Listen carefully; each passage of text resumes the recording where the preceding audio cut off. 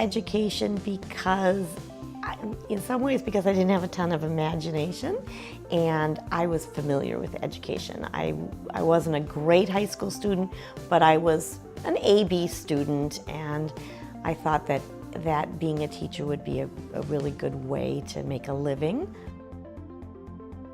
You know, before you go into your student teaching, I don't think you really realize the full extent of what a teacher does during the day.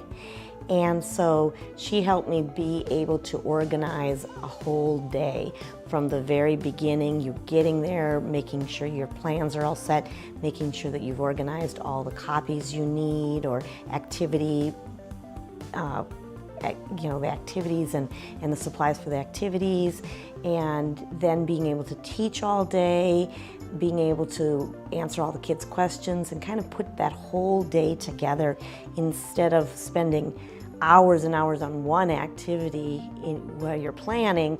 You know, you need to give that just a fair amount of time so that you can plan your whole day. Every year the kids are very excited for Christmas break.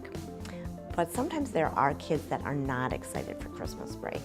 They really don't know what their schedule is going to be like.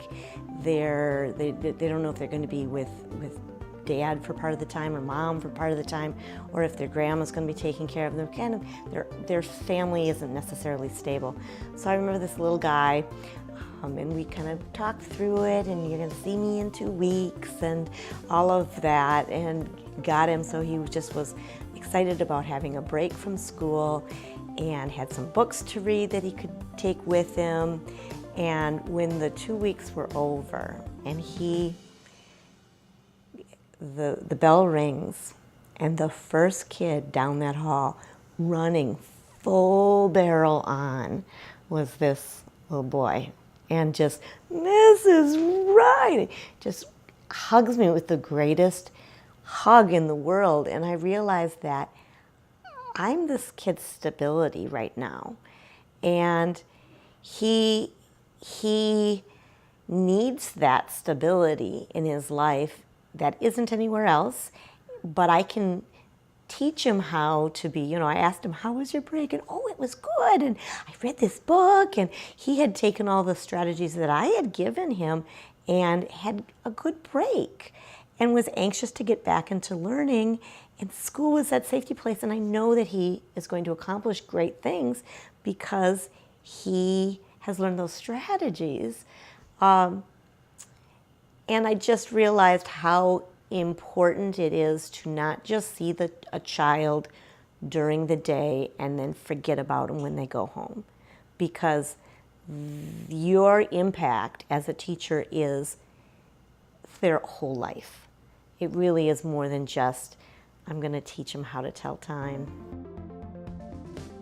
I taught across the hall from Naomi for a while, and Naomi is the kind of person who really looks at a child and sees the child.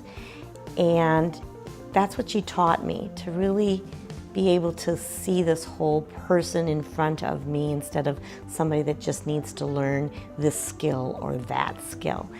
And every single day she would look at those kids, she would say, "It's going to be a great day." And she'd really look at them and ask them, "Well, how are you today?" and be excited to know about their lives.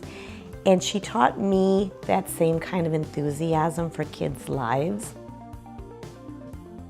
I think the biggest challenge, at least the ones that I see, are how much we're expected to fit into a day, and how much we're supposed to push down at these children to learn. And some of those things are really not necessarily developmentally appropriate for kids. And so you're pushing these very, very, very difficult concepts onto children who then get a little frustrated. They don't feel good about themselves because this is really hard, or it's something that they just don't understand. And in the same time, there's so much in the day that you don't have time to build them up as people. It's becoming so much about the curriculum and so little about learning how to be a good person and learning about yourself as a learner and as a person. That's hard.